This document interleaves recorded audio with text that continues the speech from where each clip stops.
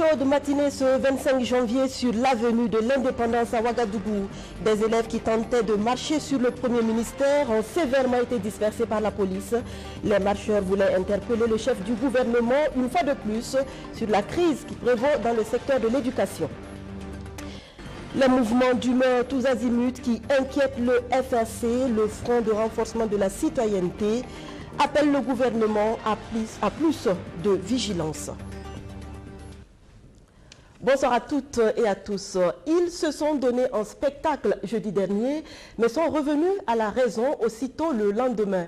Le dialogue se poursuit toujours entre le maire de la commune de Ouagadougou et les conseillers de l'opposition. Les conditions d'attribution des marchés publics étant à l'origine de la fronde à la mairie centrale de Ouagadougou, il a été jugé nécessaire de mettre tous les conseillers au même niveau de connaissance sur la commande publique. Abdou Razak Traoré. C'est une formation qui trouve un de ses fondements dans la crise qui a opposé le maire de Ouagadougou aux conseillers de l'opposition qui ont bruyamment manifesté pour contrecarrer l'adoption de textes en lien avec les passations de marchés publics. L'attitude de l'opposition ce jour est plus liée à la méconnaissance des textes qu'à de l'opposition, expliquait le bourgmestre. Ce 25 janvier, en initiant cette session qui réunit les conseillers municipaux, l'exécutif de la mairie entend pallier cette carence. Il est question du rôle des conseillers municipaux dans la gestion des commandes publiques. Cette série de formations, nous l'avons mentionné dès le début de notre mandat et malheureusement, le temps ou les moyens adéquats n'ont pas été mis en place très rapidement pour nous permettre de le faire. Donc aujourd'hui, nous nous sommes rendus compte qu'il fallait accélérer et pouvoir faire comprendre en tout cas à nos conseillers municipaux leur rôle et leurs attributions. Aujourd'hui, ça rentre dans la droite ligne en tout cas de ce qui s'est passé la dernière fois et nous pensons qu'aujourd'hui, il faut que les conseillers comprennent quel est leur rôle dans les procédures, dans la commande publique. Et l'essentiel de cette formation d'abord pour commencer, c'est à ce niveau-là parce que si nous ne maîtrisons pas l'initiative du maire qui consistait à augmenter le seuil d'approbation dans les passations de marchés publics est juste, légale et même qu'elle est transparente selon le formateur du jour. En tout cas, l'initiative qui avait été prise, c'était pour mieux gérer dans le respect des délais. Sinon, c'est pas, en tout cas mon sens, ça c'est mon analyse propre, c'était pas pour donner des marchés, en tout cas à des amis. Voilà. Parce que si c'est le cas, n'importe qui, même c'est pas seulement les conseillers, même nous qui sommes des habitants au niveau de la commune de Ouagadougou, si nous avons l'information, nous pouvons dénoncer. La formation est la bienvenue, sauf qu'elle vient en retard, déplore des conseillers de l'opposition qui signent et persistent. La méconnaissance des textes ne tient pas comme fondement de cette session. Pour outiller les conseillers municipaux sur la procédure de passation des marchés publics, nous apprécions l'initiative à sa juste valeur. Mais cependant, nous pensons que cette formation aurait dû se tenir depuis le début du mandat. Mais si au cours de cette formation, on nous donne des éléments de réponse qui puissent nous permettre d'infirmer notre position de départ, on reconnaîtra notre position. Mais je crois que lorsque nous sommes engagés dans cette lutte, nous avons déposé des documents réglementaires, nous avons sorti des articles de la commande publique qui exigeaient les seuils de passation. Donc aujourd'hui, dire que nous étions en erreur ou en incompréhension, c'est peut-être une analyse erronée de la situation. À la fin de la formation qui concerne les 254 conseillers municipaux de la ville de Ouagadougou, les premiers responsables de la mairie espèrent se faire comprendre et procéder à l'adoption des textes qui permettent l'augmentation des seuils d'approbation dans les passations de commandes publiques. Pas d'accalmie à Koubri, 2 manifestations de population en 2 semaines. Là-bas, le maire est accusé de vendre de façon illégale des terrains à des promoteurs immobiliers. Comme le 12 janvier dernier, la route nationale numéro 5 a été barricadée ce jeudi. Abdou Razak Traoré.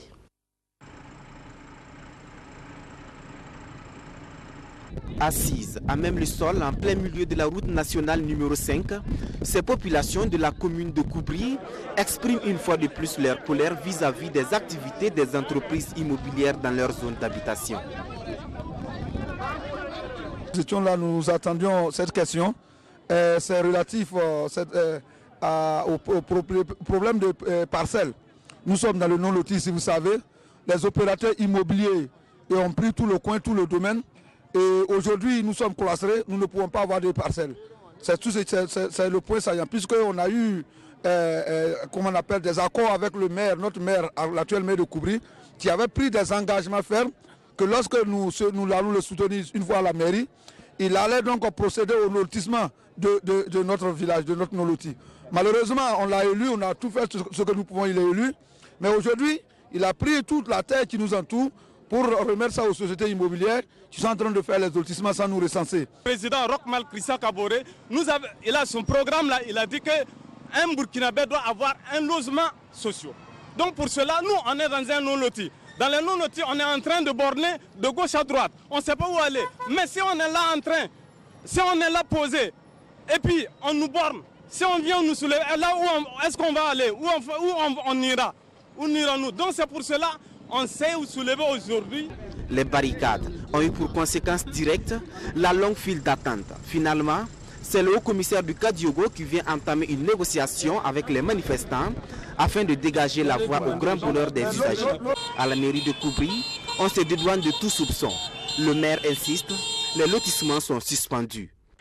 Selon que du coup, j'allais peut-être dire que c'est des fausses informations qu'ils ont laissé entendre à la population. Le problème qui s'est avéré, c'est qu'ils ont dit que le maire, lors de sa campagne là, il a promis des parcelles à la population. Alors, du coup, si on parle de lotissement, actuellement, c'est suspendu. Donc, le maire n'est pas autorisé à faire des lotissements actuellement. Et dire que nous avons retiré des terres données aux sociétés immobilières, ils sont trop partis à l'avant. Au contraire, les sociétés immobilières sont venues négocier la terre avec les propriétaires terriens. Les pourparlers vont se poursuivre demain 26 janvier avec les autorités pour une suite favorable.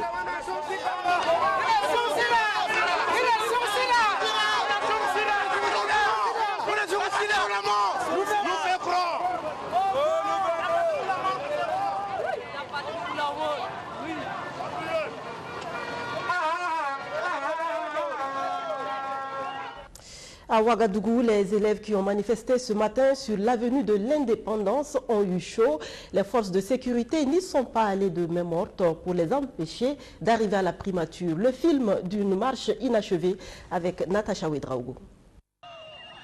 Des élèves de la ville de Ouagadougou en mouvement.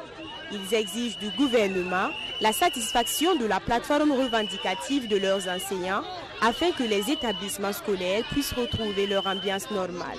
Peu de cours, pas de devoirs, nous sommes en fin janvier, les élèves craignent plus que jamais une année blanche. Depuis environ 4 mois, on n'a pas de dévaluation, les devoirs ne se font pas, à tel point que certains professeurs sont découragés même, ils ne veulent plus venir en classe. Et on est à quelque part de l'examen.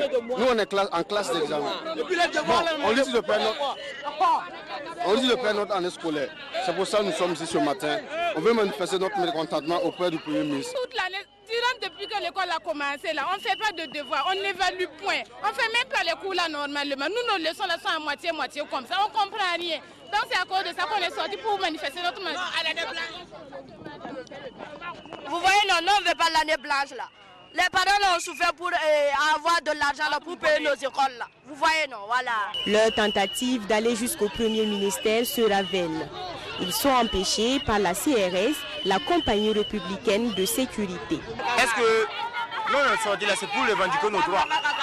S'il n'y a pas de cours là, on va faire comment pour composer notre examen? Il n'y a pas de cours, il n'y a pas de devoir. On ne connaît même pas notre propre niveau.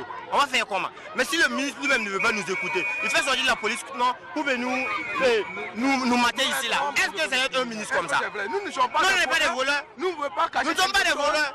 CRS d'un côté, élèves de l'autre, nous sommes prêts à rester jusqu'au soir, nous lancent certains.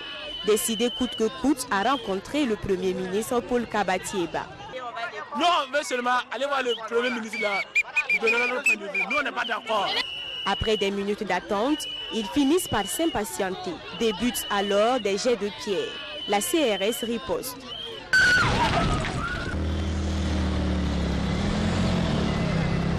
La police arrive à les disperser.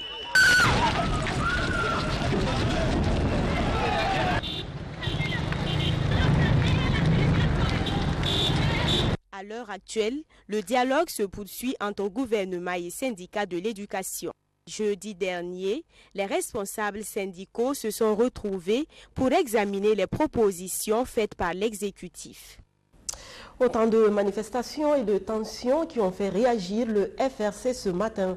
Le Front de renforcement de la citoyenneté fustige l'incivisme né de l'insurrection populaire d'octobre 2014 et appelle le gouvernement à prendre ses responsabilités. Abdoulaziz Saré, Natacha Ouedraogo.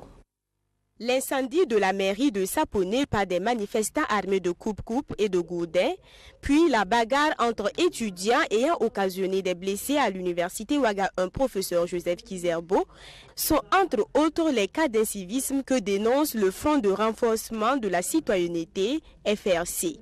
Il demande au gouvernement de prendre ses responsabilités vis-à-vis de ces cas de débordement. Nous sommes en train de glisser sur une pente dangereuse.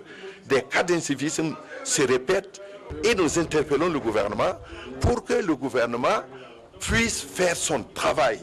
La loi lui donne une couverture large pour empêcher que des désordres se produisent. La sécurité et l'ordre public est sacré dans un pays de démocratie. Et quand les cas se produisent, comme nous l'avons cité, les cas de Saponé, les cas à l'université, que la loi puisse prévaloir et que les gens puissent être arrêtés. Selon le FRC, l'insurrection populaire est devenue au fil des temps un patrimoine national et la référence de toutes les actions entreprises pour bâtir la nation. Pour lui, l'incivisme tire le rayonnement de la démocratie vers le bas. Pour cela, le Front de renforcement de la citoyenneté interpelle le gouvernement à plus de vigilance. Nous avons pris une part active à l'insurrection populaire les 30 et 31 octobre. Et c'est pourquoi nous sommes jaloux de la préservation donc de la qualité de l'insurrection qui est devenue un patrimoine national. Et nous interpellons le gouvernement à ce qu'il prenne donc des actes concrets qui protègent donc et qui rentrent dans le cadre du renforcement donc des idéaux de cette insurrection. Le FRC interpelle également le gouvernement à s'investir résolument pour une accalmie du front social. De même, il appelle à œuvrer pour un traitement diligent des dossiers pendants en justice. En attendant qu'une solution soit trouvée à la crise dans l'éducation et que les évaluations et les examens reprennent, élèves, étudiants, enseignants et chercheurs peuvent continuer à se former et à s'informer via les TIC. Grâce à l'Organisation pour la promotion de l'éducation nationale, une collection de cours et d'exercices dans les différentes matières enseignées dans nos écoles est disponible sur une plateforme mobile. Rémi Lambert-Nébier a assisté ce matin à son lancement. Plus de 10 000 devoirs et examens en format PDF. Tous les cours de toutes les matières, du CP1 à la classe de terminale. Une base de 500 livres. C'est entre autres le contenu de cette plateforme qui ouvre le monde de l'éducation virtuelle aux élèves burkinabés. Accessible à partir de ce 25 janvier, l'application Open Education est née de l'imagination de jeunes burkinabés qui espèrent immerger le système éducatif dans l'ère du numérique. Donc il était important donc, pour que nous puissions en tout cas élever le niveau donc, de l'éducation au Burkina Faso, de trouver des alternatives. Et la technologie nous donne vraiment une opportunité pour rattraper le retard que nous avons avec donc, le monde développé. Et aujourd'hui, en un clic, vous avez la possibilité d'avoir toute la documentation possible. Vous avez tous les cours du CP1 à la terminale pour l'enseignement général et l'enseignement technique. Vous avez Wikipédia offline, ça veut dire que vous pouvez faire votre travail de recherche sans connexion, où que vous voulez, où que vous soyez. Et on est en mesure aussi de mettre des contenus de cours qui sont adaptés à nos réalités et faire de telle sorte que vraiment l'éducation puisse prendre son envol au niveau donc, du Burkina Faso. Pour rendre la plateforme accessible à tous les élèves et surtout en milieu rural, un format hors ligne a été conçu. Alors la plateforme, elle est offline. Déjà, vous avez le site qui est opérationnel. Et toute la documentation sur le site est accessible et téléchargeable gratuitement. Mais par contre, vous avez la plateforme offline qui est sur support donc carte mémoire que vous pouvez donc adapter soit à votre téléphone, votre tablette ou votre ordinateur.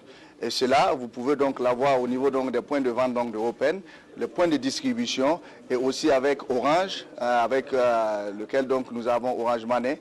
Vous pouvez donc avoir donc la possibilité d'avoir accès. Vraiment de façon modique et je pense que c'est quelque chose qui est de 5 000 à 15 000 je pense. Souhait, c'est que nous puissions en tout cas avoir des partenaires pour rendre encore cet outil-là encore plus accessible.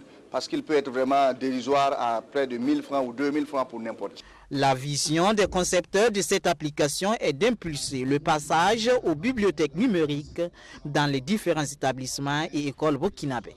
Pour les établissements qui veulent, ils peuvent aussi faire une bibliothèque virtuelle. Et donc avec quelques tablettes, avec quelques ordinateurs, et vous pouvez vous organiser de telle sorte que vous ayez donc la documentation. Nous déployons donc la base de données au niveau donc de ces établissements-là, quitte à ce que les élèves et les étudiants puissent continuellement donc aller puiser à la source. Parce que l'idée c'est cela, que chaque établissement puisse avoir donc sa bibliothèque. Pour des besoins de protection des droits d'auteur, un système de cryptage a été intégré dans l'application pour éviter la duplication des différents manuels qu'elle contient. Les concepteurs de Open Education ambitionnent élargir la base de données au monde universitaire dans les mois à venir. Donc voilà l'innovation majeure. Du nouveau également dans le monde de la publicité, un nouveau code censé apporter plus de qualité dans les activités des professionnels du domaine entre en vigueur au mois de juin prochain.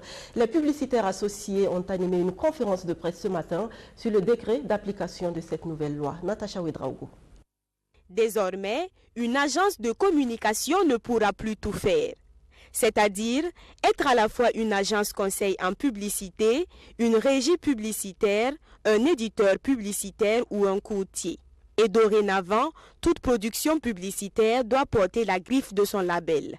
C'est ce que stipule le nouveau code de la publicité, un code pour lequel l'association publicitaire associée s'est battue. Ce code précise avec clarté les conditions de création d'une agence de publicité. Toute production publicitaire, que ce soit une affiche, un spot télé ou insertion presse, doit être signée par l'agence créatrice. Et cela est vraiment une avancée pour nous, membres des publicitaires associés, et pour nous, acteurs de la publicité de façon générale. Parce qu'on s'est dit qu'avec ce code, si on arrive à l'appliquer, et cela va vraiment nous aider en tant que membres des publicitaires associés et en tant qu'acteurs de la publicité. Ce code sera mis en application dès le mois de juin 2018. Publicitaires associés comptent donc mettre l'accent sur la sensibilisation et les formations pour permettre à tous les acteurs de la publicité de s'en approprier. La première disposition, c'est amener tous les acteurs à connaître les tests. Parce que quand les acteurs connaîtront les tests, on dira que nul n'est censé ignorer la loi. Et après, nous allons jouer le rôle d'éveil.